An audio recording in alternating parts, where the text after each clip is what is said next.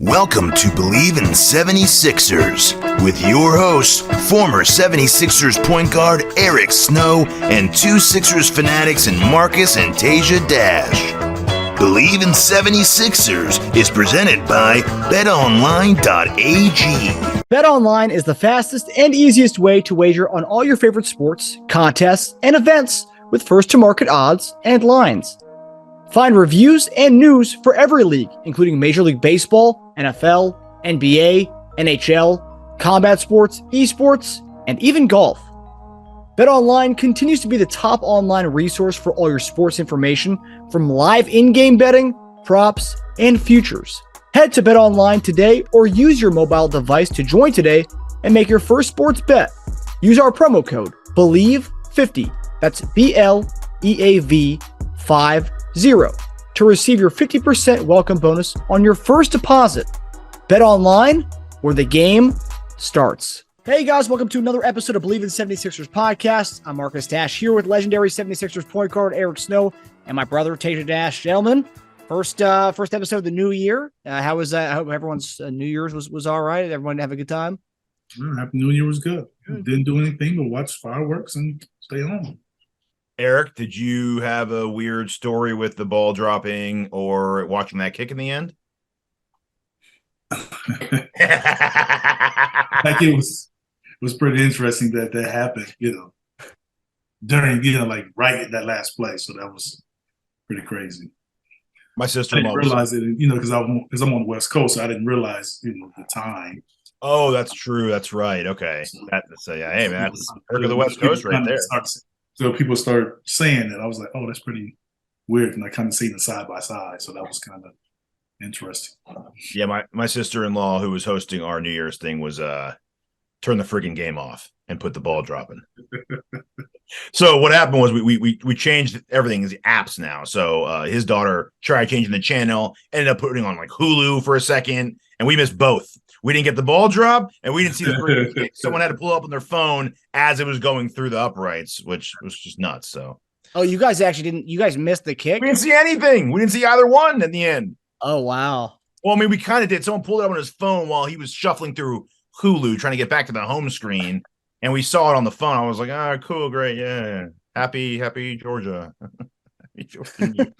Yeah, the bar we were at didn't have the game on. They just had like they had the ball dropping, the countdown stuff. I pulled out my ESPN app. Thank God for these apps. Pulled out the ESPN app, and I was able to watch it on silence. But before we get into Sixer stuff, I want to say on behalf of our crew here, we're sending our thoughts and prayers to Damar Hamlin and his family, the Bills safety who collapsed during the Monday night game last night. We hope everything. We're going to send our positive vibes to the Bills Mafia and the Hamlin family. So, absolutely, definitely. Thank you. All right, guys. So, lots to get into with the Sixers talk. We didn't have a show Friday. There's lots to get into. Maxey has returned finally, and that's where we're going to start tonight with our first topic. So Maxey is back. And he came back as we split with the Pelicans and beat the Thunder. Maxey didn't play in that game against the Thunder. But since Maxey has returned, he's taken on the bench role, which is kind of something we talked about a couple weeks ago when Maxey did come back. And Melton has stuck with the starters. I know it's limited minutes with Maxey so far, and it's only trying to get him in back, get his bearings back. But what do we think about Maxey's play so far and this whole Maxey coming off the bench as we kind of get him reacclimated into playing again? To me, it looks like he had a significant injury. I mean, you see the difference from where he was before the injury and where he is now. So he's trying to work himself back into game shape and in position to feel and play the way he was pre-injury. So that's going to take time. And I think this is just the way that they do it as far as limiting his minutes and limiting his play until he's kind of full go, per se. So I think he's looked good for the amount of time that he's missed, and I just think it's going to take some time to get to the point where he was this season, like I said, pre-injury. Yeah, I mean, we definitely talked about for weeks and weeks, we talked about what a good idea it would be to get him slowly acclimated using him on the bench, and which would actually be perfect for us because our bench scoring is on the weaker side. And Melton fits so well with what the starters do with his skill set. I even saw they rolled out a 3-guard lineup for a while yesterday, which worked really well. It was the Maxey, Harden, and Melton with Tobias and Embiid, which was great because you don't sacrifice any of the defense that you lose from Tucker to Melton, but you also get the offensive game with Melton, which is great. So they may find a new 5 success there for the future. Especially on depends on who you're playing a little bit too. When you're playing New Orleans, you can do that. Yeah, that's true. That's true. Well, New Orleans without Ingram, yeah, maybe. That's what I'm saying. They get even longer and bigger with him. I thought he looked pretty good, though. I mean, a little tentative, not totally himself, but that's to be expected with the kind of injury he had. And, when Marcus and I were talking a couple of weeks ago about, let's get him back in. I was like, nah, with that kind of injury, I was like, the way he plays, give him more time because he plays so hard. Like the way he runs and he's just like sprinting full speed and hard stops and it's almost like not to say it is like him, but like Derrick Rose-ish, how hard he drives to the rim and how fast he changes.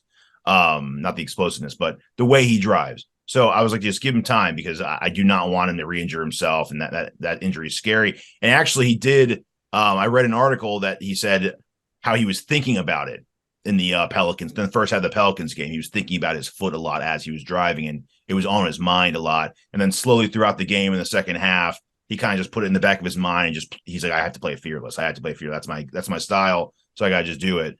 And I think Harden even gave him some words of wisdom, was just like, take up a possession by possession. Your foot will come back to normal, but like just take it easy on yourself and just keep playing your game moment by moment, possession by possession. I was going to ask you, Eric, you're no stranger to lower body injuries. Does that sound about right? I mean, did it kind of consume your brain a little bit in the beginning of the game, take you a game or two, or as you just play, you forgot about it because you got sucked into the game? Or, well, I mean, I always felt like when I played from an injury with an injury or coming back from injury, that your focus is kind of better because you kind of focus on putting yourself in position to kind of do what you need to do. You don't take a lot of chances, so you're a little more conservative as far as your play. And that's why I say it takes a little more time for him to get to that point where he was before, and that's just from him mentally and physically being able to do it. And it's also from the standpoint of the team. You don't want to kind of do too much. You want to kind of work your way back into it. So that all takes time in order to get back to that point. And that's what I'm saying. Like, it really doesn't matter right now. It really does not matter if he's getting a certain amount of minutes, whether it's coming off the bench or starting. Like, those minutes are the same as far as how he feels physically. Now, from a team and impact standpoint, some guys bring you off the bench when you're coming back from an injury because it's quote unquote supposed to be easier because you're playing more minutes against reserves. So that's why you'll see more teams, even like Golden State did it with Steph Curry. Mm-hmm. And Clay. You kind of like give them a chance to kind of break themselves, back into things, not playing against, CJ McCullough. You know what I'm saying? Yeah. But it's funny because you're also taking on, when you're playing with other bench players, if you're Maxey, you're actually taking on more offensive responsibilities, though. Well, it depends on when you sub in. I mean, being a bench player doesn't mean that he's playing.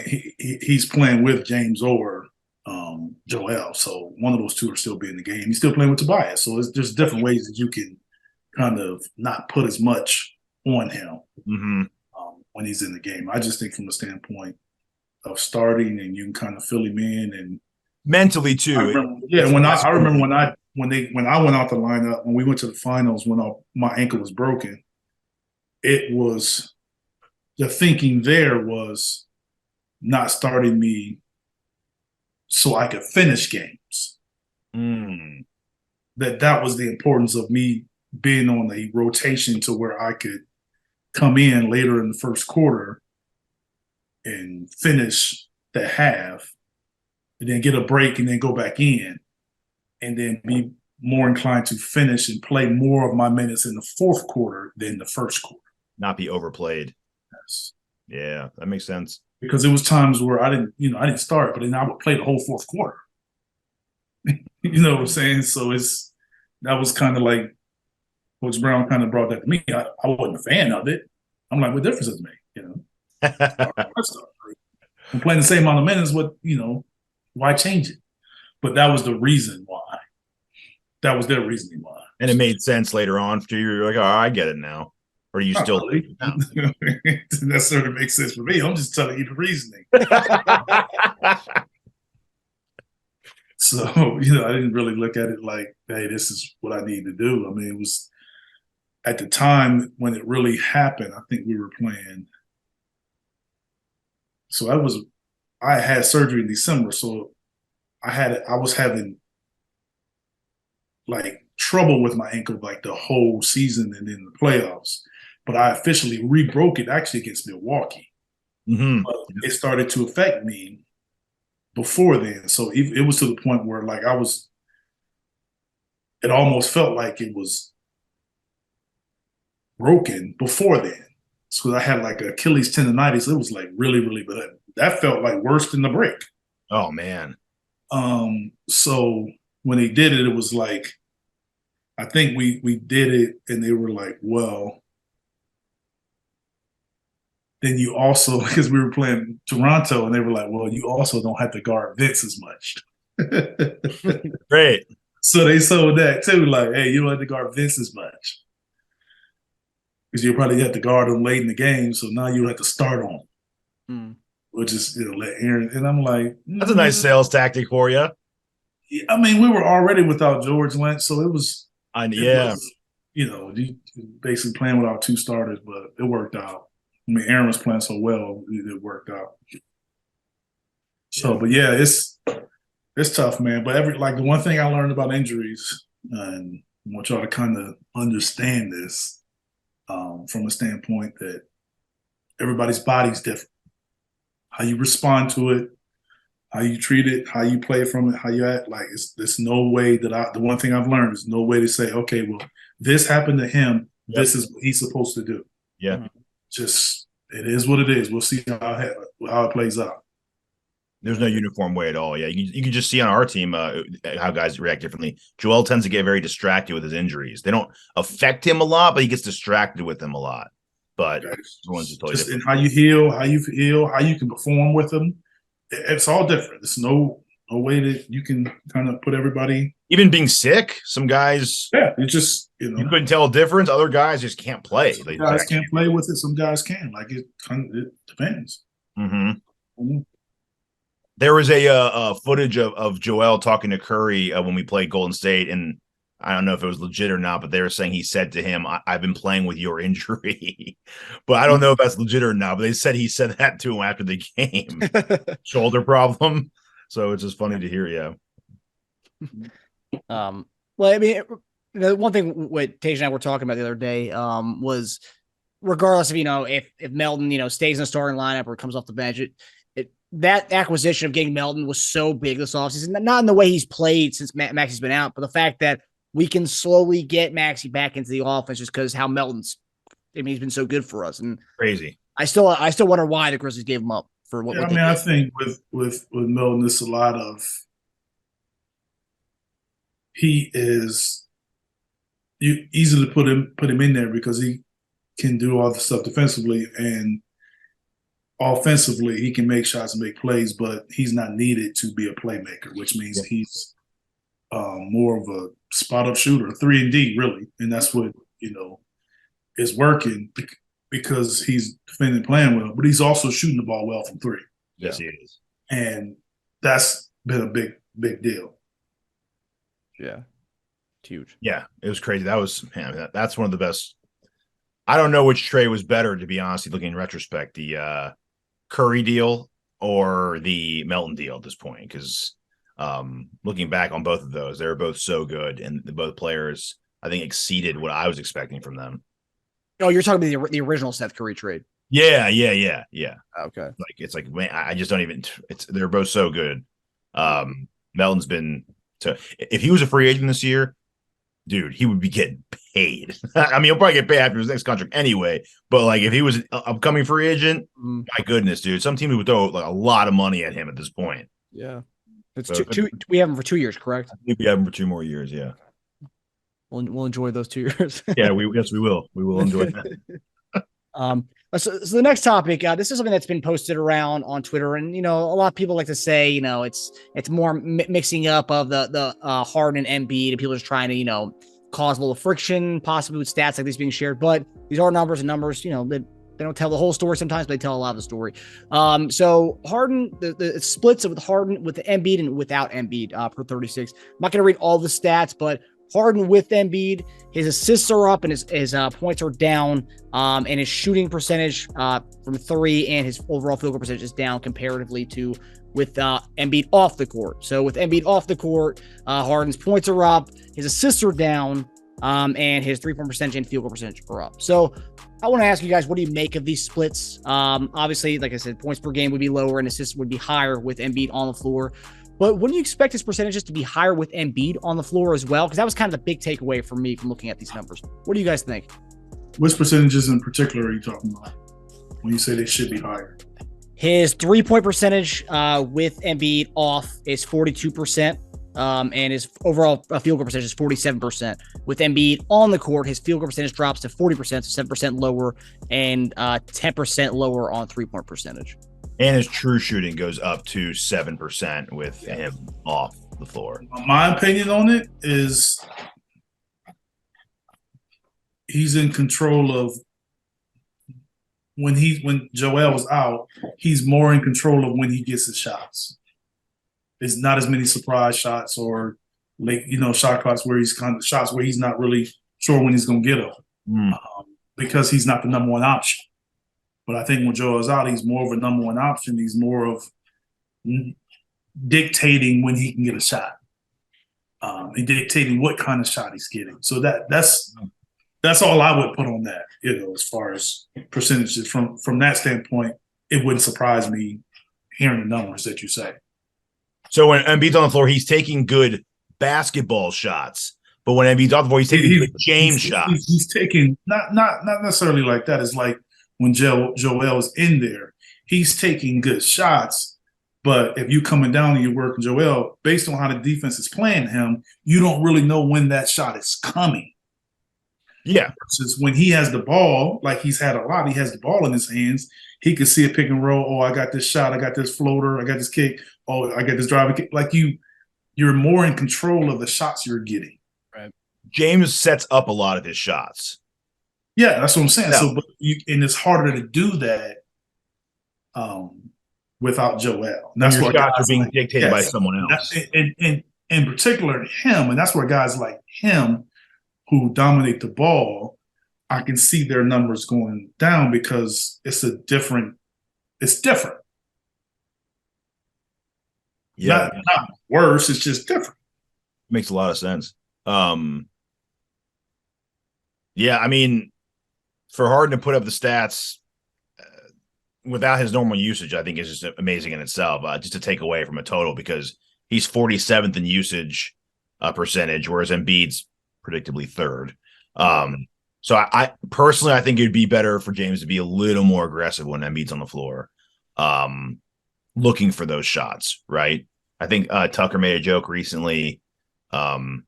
They made a joke about calling the play, and he was like, someone asked if was that play for Embiid, and Tucker was like, they're all for Embiid. So I think it'd be a little more personal, a little bit balanced if he was a little more aggressive. It surprised me he was 47th in usage percentage. I was like, wow. So I think it's a little more aggressive when Embiid's on the floor. Wouldn't hurt. But they're gelling more every day. So, but yeah, your explanation makes a lot of sense, Eric. I agree. It's James likes setting up his own shot.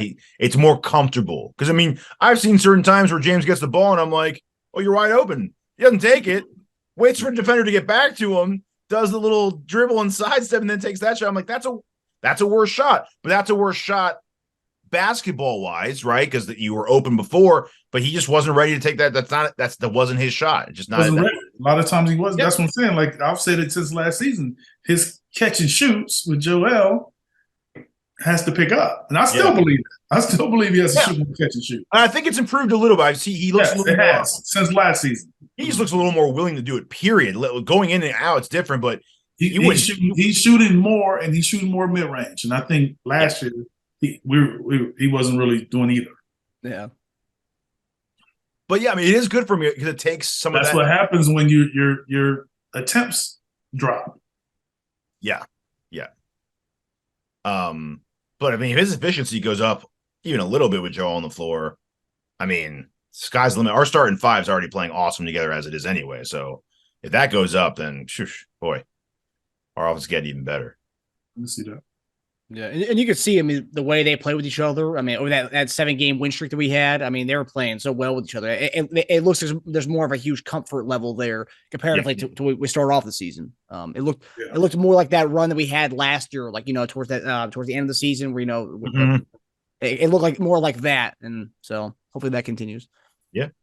All right. So we kind of talked about the bench here a little bit. So this is something that's been Doc's. Yeah, Doc comes out under the microscope a lot with Sixers fans, and they're always calling him out. So Doc's his all bench lineup has been a topic of conversation on Twitter and just anywhere you look about Sixers talk. And he said that he likes the all bench lineup and he's not going to overreact to a couple of bad games. So guys, are you guys a fan of the all bench lineups? And what do you think of Doc's explanation on that?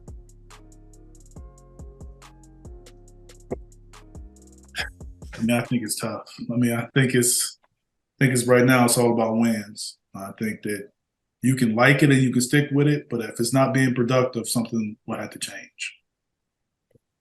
That's where I'm at with it. I think it's a wait and see each game. I don't think it's something he should be stuck with. It's just like putting the guy into the rotation and it's working, and then when it's not working, he's not in the rotation. That's kind of how I see it. Yeah. Well, it's funny too because he said that before game, and then yesterday he really didn't go to the all bench lineup. So it's like, he's going to stick with it, but then he didn't stick with it last night. So how it's going? Yeah, he chose to go with game flow and whatever was working best for him, which I think that's what you were saying. You should just do that. I don't think it's necessary, especially I could see it more when we were missing like two guys, right? When Harden and Maxey were in, we kind of had no choice, right? But I mean, you have Maxey back, you have Maxey, Harris, Joel, James. You really shouldn't have to go to an all bench lineup anymore. If you do that, I don't think you're doing a great job of staggering your lineups if you go to an all bench lineup with all four of those guys on the bench.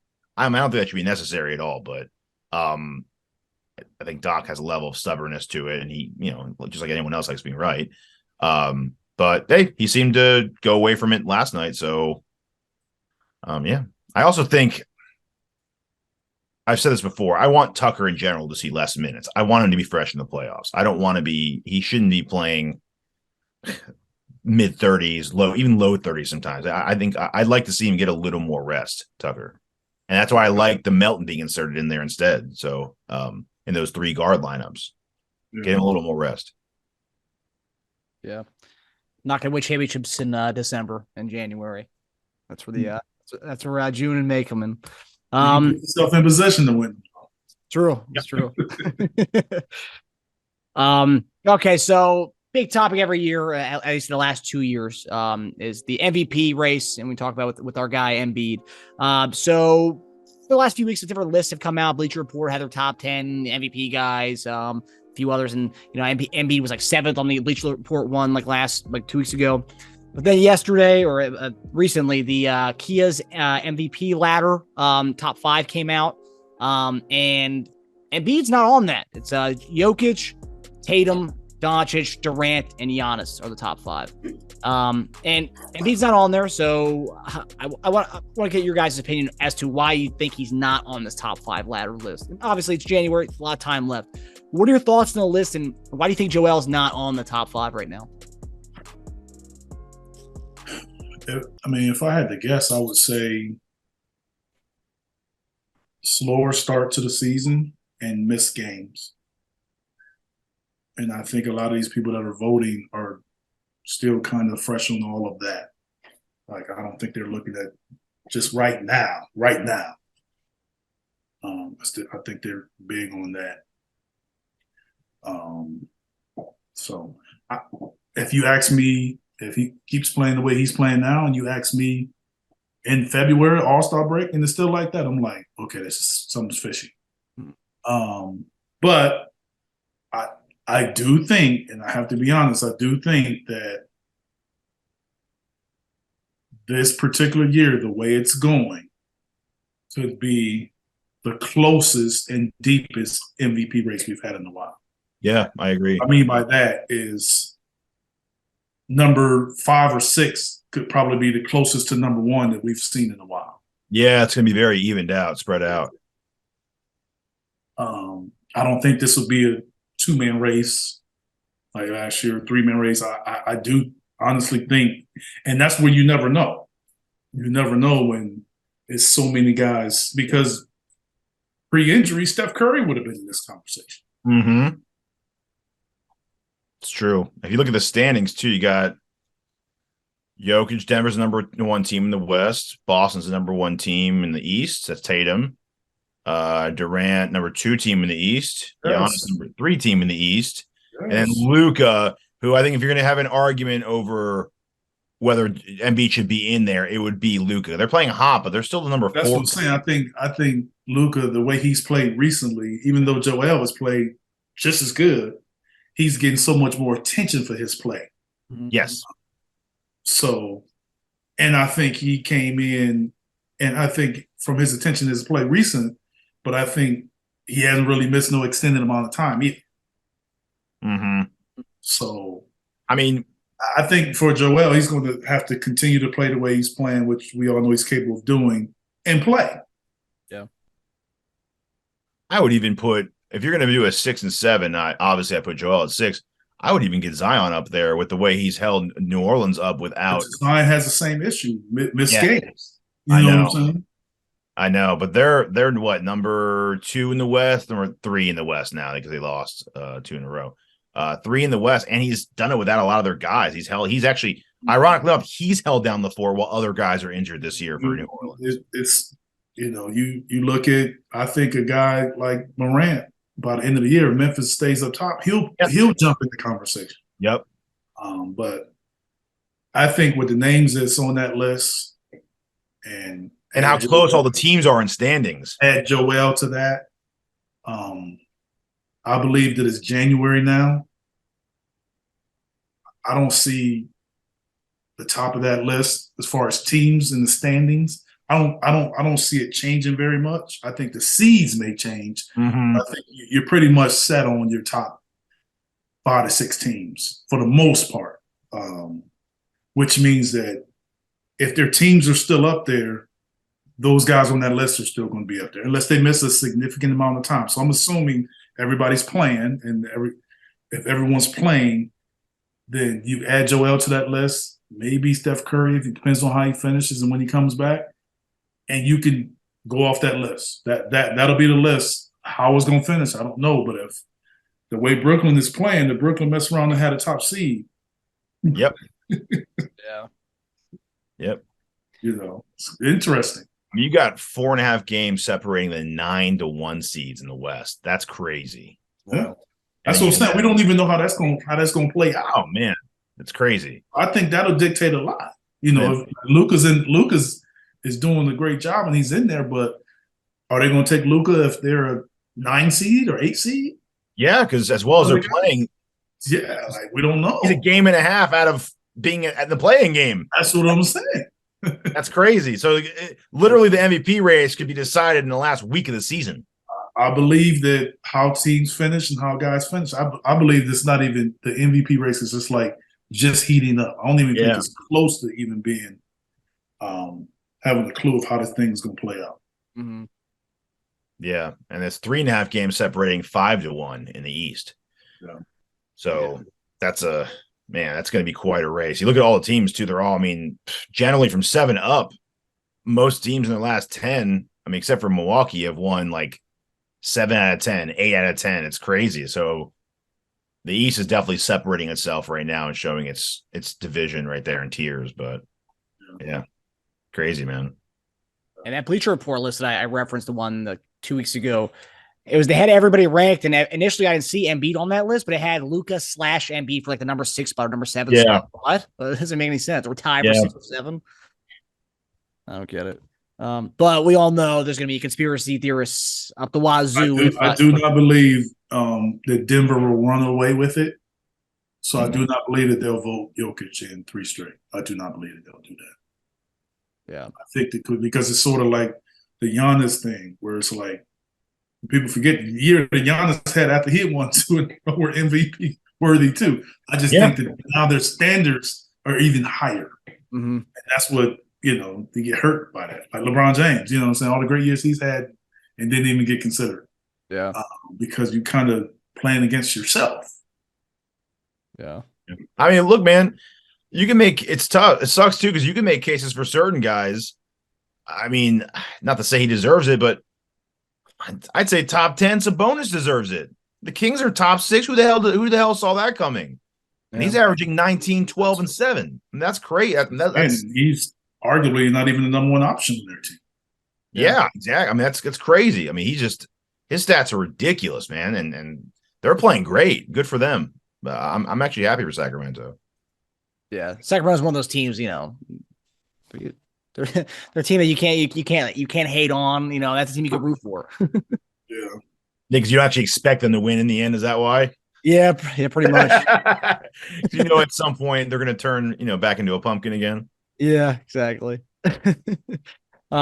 Okay, so final topic. Tomorrow night we play against the Indiana Pacers. Speaking of pumpkins, speaking of turning back into a pumpkin soon. Exactly, yeah. They'll hit reality soon. We are a 7.5 point favorite at home against Indiana, which is kind of wild, actually. A lot. Indiana's won 6 out of their last 7 with wins against the Raptors and the Clippers. And we're a 7.5 point favorite against a team that's, railing off all these victories. So who do you guys have on this one? And do you think the Sixers will cover the 7.5 point spread? Yes, I do. I think we'll get it done. They've beaten the Raptors, Cavs, Celtics, Heat, Hawks. I'm horrible at picking these games in not wins, spreads. Yeah. You guys help me out. I'm horrible. That's a hot team, though, man. I mean, they lost 1 game in the last 7, and the Raptors, Clippers, Cavs, Celtics, Heat, Hawks. Would it surprise you if they teams rolled off 5 straight losses, though? No. Oh. They can turn back into a pumpkin. That's what I'm saying. Like them and the Kings, dude. They're the Eastern Conference Kings. Yeah, and it's funny because they made that trade together last year. I sold them the Pacers, even though I know how good of a coach Rick Carlisle is. And I think a lot of people forget that. If Rick is able to control the tempo, it's going to be tough. Turner's got to stay out of foul trouble. He will squeeze those possessions, and shrink that game, and you can't get separation. But I'm gonna go ahead and say we cover it.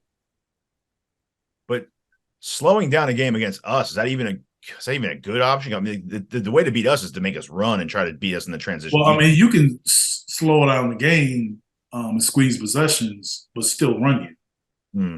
It's opportunistic runs. If you get breaks or if you get steals, you push it. So you can still run and push and not shoot fast. It's the difference. You know what I'm saying? Just because you run fast, I mean, you got to shoot fast. That's true. Yeah. I think, they're going to need Turner to stay out of foul trouble. If he gets into foul trouble and you have the backup 5 against Embiid, I mean, it's barbecue chicken, as Shaq would say. That's a big – I did not know that spread. I'm glad you told me that. With that spread, I do think we're going to cover that spread because that's a very big spread against a team who's extremely hot, beating good teams at home and away. So, I think we cover that. Second meeting of the season. I don't know if you remember, our first win of the season came against Indiana this year. So we were 0-3 at that point. We won that game 120-106, a 14-point win at home. So possibly get another at-home win against them. Yeah, sounds good to me. Yeah, hopefully. We'll knock on wood. But all right, guys, well, that's it for us. Thanks for tuning in to Bleav In 76ers, presented by BetOnline. We'll see you guys Friday as we hopefully are talking about rolling off a win against this hot Indiana team. Yep. All right. Thank you, All right, man. guys. Take it easy. There, guys.